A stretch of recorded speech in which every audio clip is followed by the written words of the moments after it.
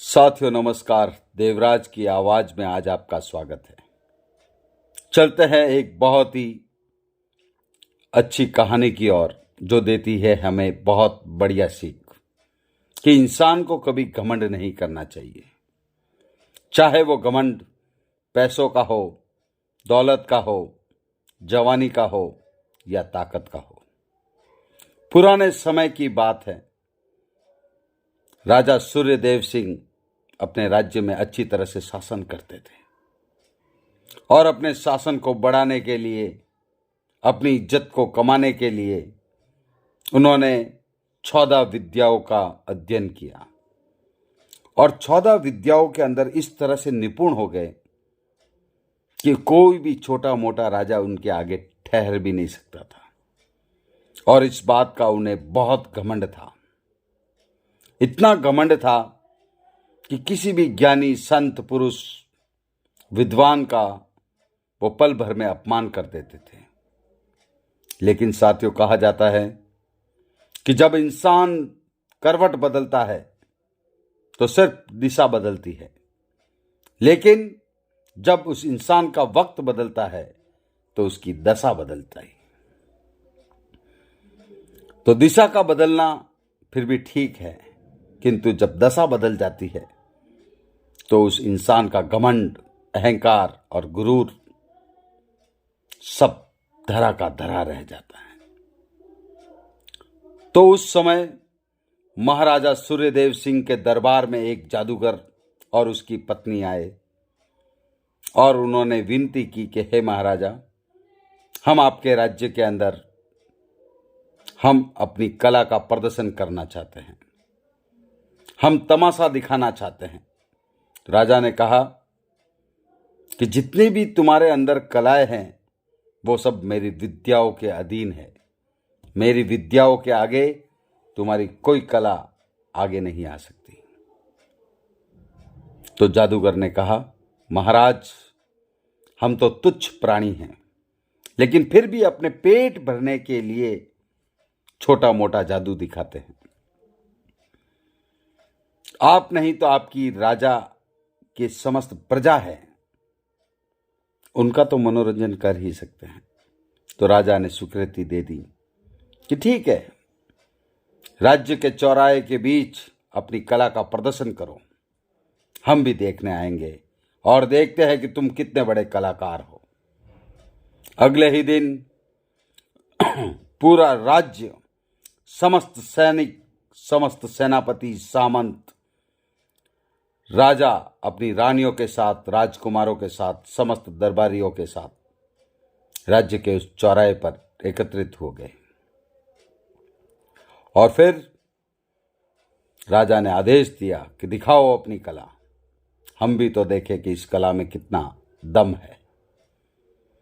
जादूगर ने महाराजा को प्रणाम किया और अपने झोले में से एक रस्सा निकाला। उस रस्से को लंबा करके आसमान की तरफ उछाला और देखते ही देखते वो रस्सा आसमान की ओर चलता गया, चलता गया, चलता गया और तब तक नहीं रुका जब तक कि उसका छोर दिखना बंद नहीं हुआ। और फिर अचानक आसमान में कहीं अटक गया। जादूगर ने उसको वापस खींचा, लेकिन वो रस्सा नीचे नहीं आ रहा था। यह देख करके सभी आश्चर्यचकित हो गए। राजा खुद भी सोच में पड़ गया कि ये कौन सी विद्या है जिसका ज्ञान मुझे नहीं। कलाकार अपनी अगली कला बताने ही वाला था, तभी अचानक कलाकार ने अपनी आंखें बंद की और राजा से निवेदन किया कि महाराजा, मैं क्षमा चाहता हूं, अपनी कला का अगला पड़ाव बताने से पहले मुझे आसमान में जाना पड़ेगा, क्योंकि मुझे अभी अभी संदेश आया है कि स्वर्ग में कुछ देवताओं के बीच में समस्या उत्पन्न हो गई है और उस समस्या का समाधान करने के लिए मुझे जाना पड़ेगा। किंतु जाने से पहले मैं आपसे एक वचन मांगना चाहता हूं कि जब तक मैं वापस ना आऊं, मेरी पत्नी की रक्षा और सुरक्षा की संपूर्ण गारंटी आपकी रहेगी। राजा ने कहा, मैं इस राज्य का राजा हूं, मैं तुम्हारी पत्नी की रक्षा और सुरक्षा की जिम्मेदारी अपने कंधों पर लेता हूं। तुम सकुशल जाओ और जब तक तुम वापस नहीं आ जाते तुम्हारी पत्नी की जिम्मेदारी मेरे ऊपर रहेगी। और अगले ही पल वो जादूगर उस रस्से को पकड़कर ऊपर आसमान की ओर चढ़ने लगा और थोड़ा ऊपर गया। सबकी नजरें उस जादूगर की ओर। थोड़ा और ऊपर गया और चढ़ते चढ़ते चढ़ते तब तक चढ़ता गया जब तक सारी जनताओं की नजरों से ओझल नहीं हुआ। अब वो जादूगर दिखाई देना बंद हो गया। फिर भी राजा और समस्त प्रजा की नजर उस रस्से की ओर ही थी। समय व्यतीत हुआ, 1 घंटा हुआ, 2 घंटा हुआ, लेकिन जादूगर दिखाई नहीं दे रहा था। और जैसे ही सब लोग भूख प्यास को भूल करके सब एक ही नजरे ऊपर आसमान की ओर लगाए रहे थे कि अचानक किसी इंसान का पैर कटा हुआ उस जमीन पर आकर के गिरा। सब लोग आश्चर्यचकित थे कि ये क्या हो गया। सब देख ही रहे थे कि तभी एक इंसान का हाथ कटा हुआ उसके पास आकर के गिरा और अगला पैर, अगला हाथ कट के इंसान के सामने गिरता गया। सब की आंखें फटी की फटी रह गई। राजा खुद आश्चर्य में पड़ गया कि ये क्या है। तभी अगले ही क्षण उस जादूगर का सिर जो कटा हुआ था वो जमीन पे आके गिरा। ये देखते ही सब रोने लगे और उस जादूगर की पत्नी रो रो करके बुरा हाल हो गया। खुद राजा भी आश्चर्य में पड़ गया कि ये जादूगर कैसे मर गया। अब जादूगरनी ने कहा कि हे राजन, मेरा पति मर गया है, अब मैं इस संसार में जीना नहीं चाहती। अब इसका अंतिम संस्कार करने की आप तैयारियां कीजिए और इसके साथ साथ मैं भी सती होना चाहती हूं, अर्थात मैं भी जीवित इस चिता के साथ जल करके अपने शरीर को भस्म कर दूंगी। अब राजा ने कहा कि तुम इतनी छोटी सी उम्र है तुम्हारी और अपने पति के साथ सती क्यों होना चाहती हो।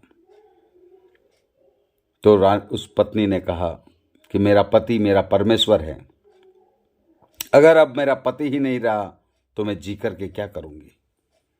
और अगर किसी ने सती होने से रोका तो मैं उसको श्राप दे दूंगी। श्राप का नाम सुनते ही सब भयभीत हो गए। खुद राजा भी डर गया, क्योंकि किसी भी इंसान की हाय या श्राप से कोई बच नहीं सकता था। इतना सुनते ही राजा ने आदेश दिया कि इस जादूगर का ससम्मान अंतिम संस्कार किया जाए और इसके साथ इसकी पत्नी की सती होने की व्यवस्था की जाए। सब लोग गमगीन माहौल के अंदर जादूगर का अंतिम संस्कार किया और उसकी पत्नी भी सती हो गई। और सब बातें कर ही रहे थे कि कितनी अच्छी कला दिखा रहा था। पता नहीं अचानक क्या हुआ कि सब कुछ खत्म हो गया। लेकिन वो रस्सा अभी भी उस आसमान में टिका हुआ था। एक आदमी जाते जाते अचानक ऊपर देखा कि अंतिम बार देखे तो सही कि ये रस्सा कैसे अटका है, और उस इंसान को कोई व्यक्ति आता हुआ दिखाई दिया। तो उसने जोर से चिल्ला करके कहा, देखो उस रस्से से कोई नीचे उतर रहा है। तो जाते हुए लोग दौड़ करके वापस जमा हो गए। वो राजा भी खुद देखने के लिए आतुर हो गया कि क्या हुआ। देखा तो उस रस्से के सहारे वो जादूगर नीचे उतर रहा था। अब सब जने विचार में पड़ गए कि जादूगर तो जिंदा है। तो वो कौन था जिसके शरीर के टुकड़े टुकड़े उसका सर जमीन पे गिरा था? राजा खुद आश्चर्य में थे। और जैसे ही जादूगर हंसता हुआ रस्से से नीचे उतरा, उसने राजा से कहा, हे राजन, मैंने समय तो लगा लेकिन देवताओं की समस्याओं का समाधान कर दिया। कैसी लगी मेरी कला? तो कोई न तो ताली बजा रहा था, न कोई उसको धन्यवाद दे रहा था। सब एक टकटकी लगाकर सिर्फ उस जादूगर को देख रहे थे। कोई बोल भी नहीं रहा था। तो उस जादूगर ने कहा कि ये तो मेरी कला का अपमान है। तो राजा से कहा कि शायद आपको और आपके राज्य के लोगों को मेरी कला पसंद नहीं आई। कोई बात नहीं, मैं अपनी कला का प्रदर्शन किसी और राज्य में कर दूंगा। ठीक है, बुलाइए मेरी पत्नी को। मैं और मेरी पत्नी यहां से निकलते हैं। और जैसे ही उस जादूगर ने कहा कि मेरी पत्नी को बुलाइए, सबको साफ सूंघ गया। अब पत्नी कहां से लाए? पत्नी का तो दाह संस्कार अभी अभी करके आए थे, क्योंकि वो सती हो गई थी। अब कोई जवाब भी नहीं दे रहा था।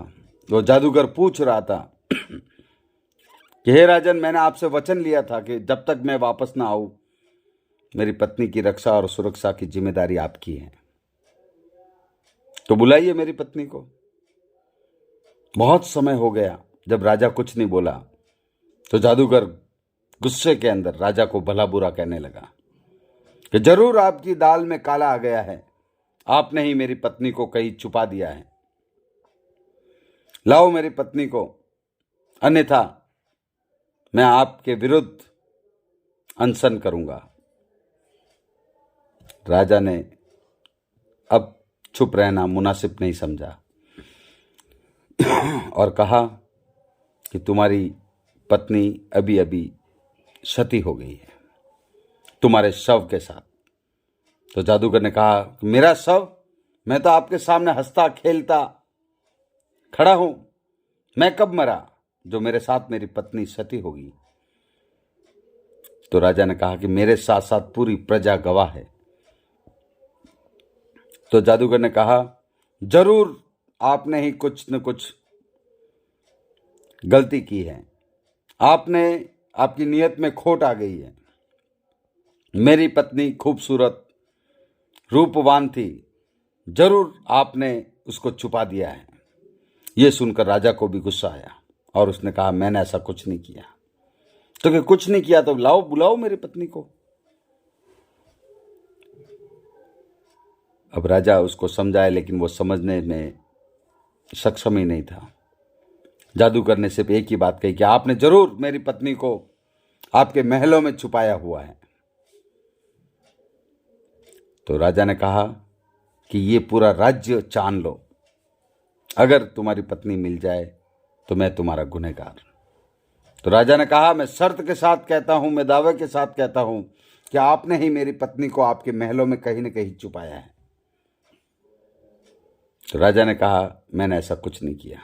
तो जादूगर ने कहा, अगर मैं आपकी महलों से अगर मेरी पत्नी को ढूंढ के निकाल दूं तो आप क्या करोगे? तो राजा ने कहा कि अगर तुम अपनी पत्नी को मेरे महलों से निकाल दो तो मैं ये पूरा राज्य तुम्हें सौंप दूंगा।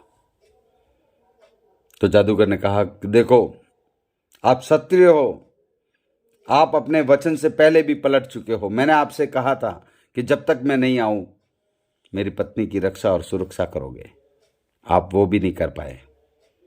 अब फिर वापस वचन दे रहे हो, फिर पलट जाओगे तो आपके क्षत्रिय धर्म का पालन कैसे रहेगा?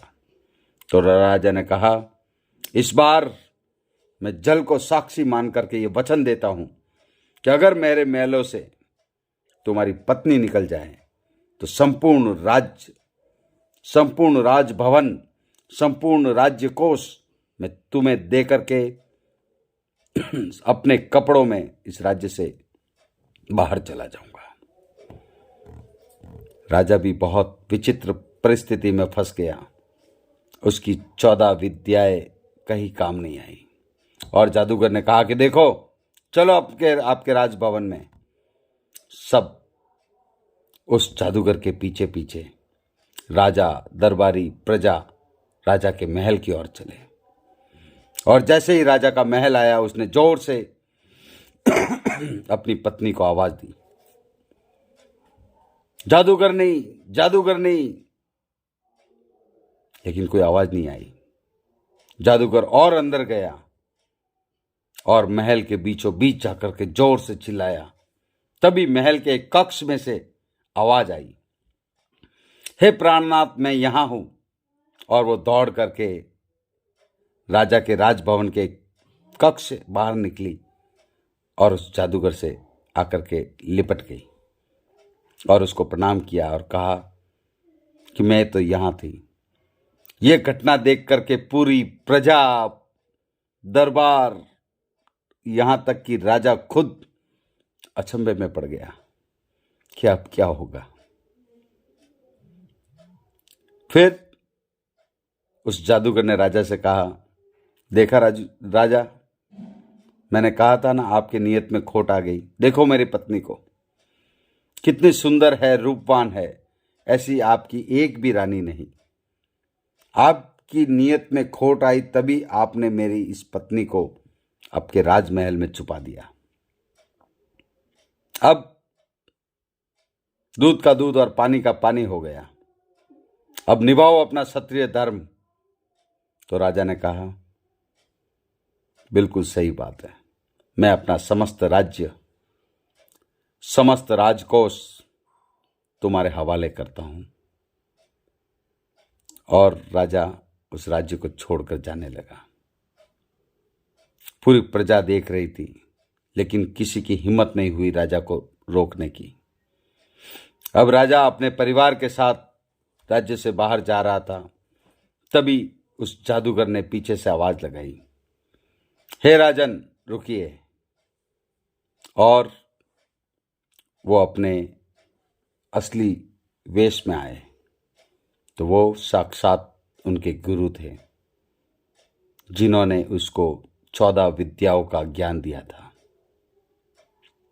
अपने गुरु को और गुरु माँ को देख करके राजा अचंभित हो गया और उनके चरणों में पड़ गया और प्रणाम किया, दंडवत। तो गुरु ने कहा कि हे राजन, ये 15वीं विद्या है। आपने 14 विद्याओं का ज्ञान जरूर ग्रहण कर दिया, लेकिन इस विद्या का ज्ञान नहीं किया।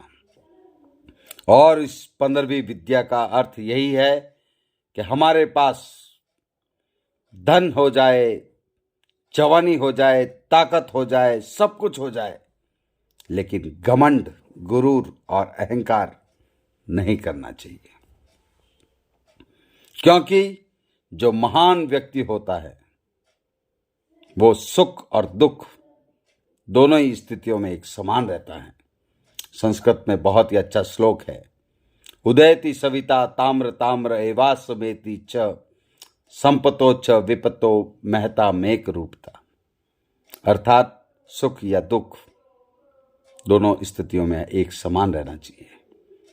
तो साथियों, इस कहानी से हमें यही शिक्षा मिलती है। और अगर हमें कुछ बनना है तो हमारी हस्ती को मिटाना पड़ता है। मर्तबा अगर चाहो तो मिटा दो अपनी हस्ती को, जैसे दाना खाक में मिलकर गुले गुलजार होता है। और जब हमें सब कुछ मिल जाए, सफलता हासिल हो जाए, लक्ष्य की प्राप्ति हो जाए, तो कभी भी उस सफलता पर घमंड, गर्व और अहंकार नहीं करना चाहिए। गर्व और घमंड में सिर्फ राई भर का अंतर है, क्योंकि गर्व लंबे समय तक किया जाए तो वही घमंड में परिवर्तित हो जाता है। आज देवराज की आवाज में बस इतना ही। अगर कहानी आपको अच्छी लगी हो तो दूसरे ग्रुपों में अवश्य शेयर करें। मेरे चैनल यूट्यूब पर DM गाणेराव को सब्सक्राइब करें, लाइक करें और आपका आशीर्वाद, प्यार हमेशा मेरे साथ रहे। जय हिंद, जय भारत।